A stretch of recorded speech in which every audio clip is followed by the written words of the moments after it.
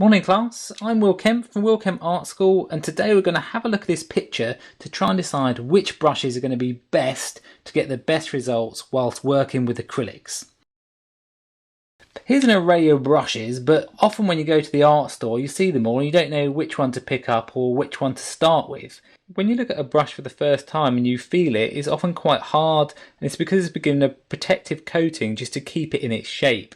So what I often do is just use my thumb to break that, and then I test like the flickability of it, how much it springs back, and this gives you a good idea of how it will handle when you're working with paint. Different paints behave differently and at different thicknesses. So an oil paint would be the thickest, and then acrylics still thick but not as thick as oil paints, and watercolours are the easiest to move around. So that basically means that you need stiffer hairs on your brush to move oil paints than you do watercolours. So traditionally with oils you'd use hog hair brushes. So this is a hog hair here, and you'll see, if you listen to that, that's often how I test a brush, so I know what it is. It's the sound of it and the feel. So if we look at this one here,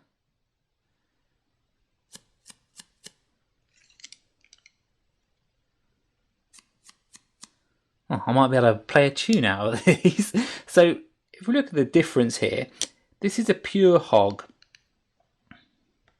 This one is a mix between hog hair and a synthetic, and this one is one which is mostly synthetic, which has been designed to use for acrylics.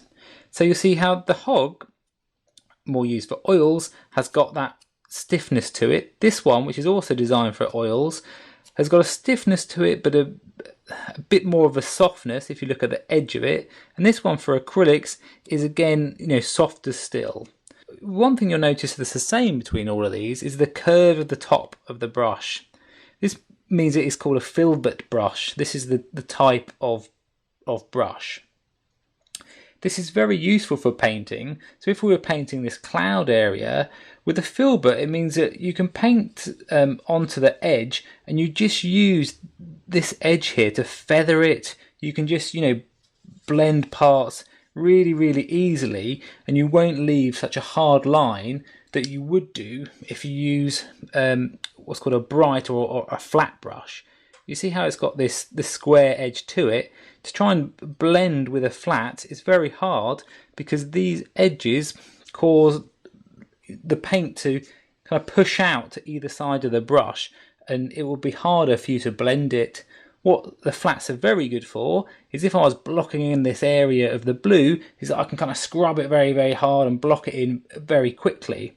So what we'll do is we'll block this in with a flat, then when we start to work on the cloud and blend more bits, you can change it to the filbert. The one other brush that you'll use is a round brush.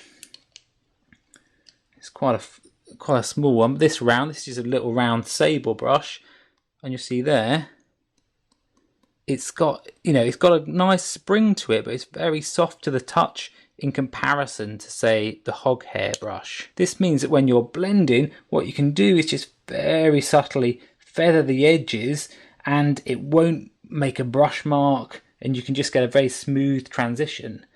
If you try to do that with the oil brush, of course you do that and you get all the brush marks that show up. So for getting the fine details, say this edge of the shape here, or maybe some of these lines, I'd use a round that you can just follow the shapes very easily, and then I'll swap to the filbert to block them in. We've seen how to mix colours, what brushes we're going to use. Now all we need to do is draw it out and start painting.